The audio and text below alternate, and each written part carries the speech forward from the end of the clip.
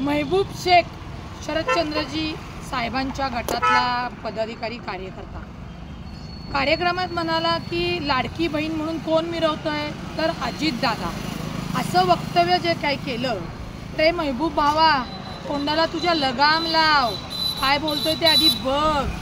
तू आणि तुझी ताई मुंह में राम आणि बगल में छुरी वागणारे आहात। अजितदादांनी कधीही सुप्रियाताईला छळलं नाही, उलट तुझी ताई आणि तुमच्यासारखे हे चेडेगोटे जे आहेत ना ते मुंह में राम बगल में छुरी सारखे वागत होते। तरी सुद्धा इलेक्शनच्या काळामध्ये जेव्हा सुप्रियाताई उभ्या राहणार जरी असल्या तरी लोकशाहीने अधिकार दिला, तिला सुनेत्रा वहिनी उभ्या राहिल्या।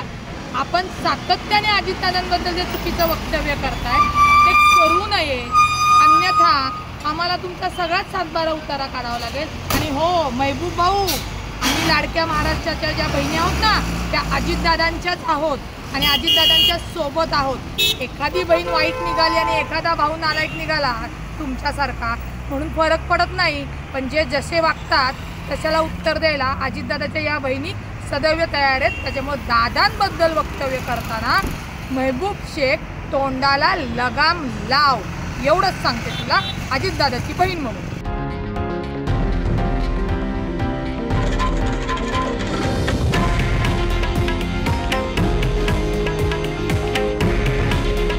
हे आहे देशातील नंबर 1 न्यूज नेटवर्क आणि आपण पाहत आहात TV9 मराठी। काळजी तुमची, हित महाराष्ट्राचं।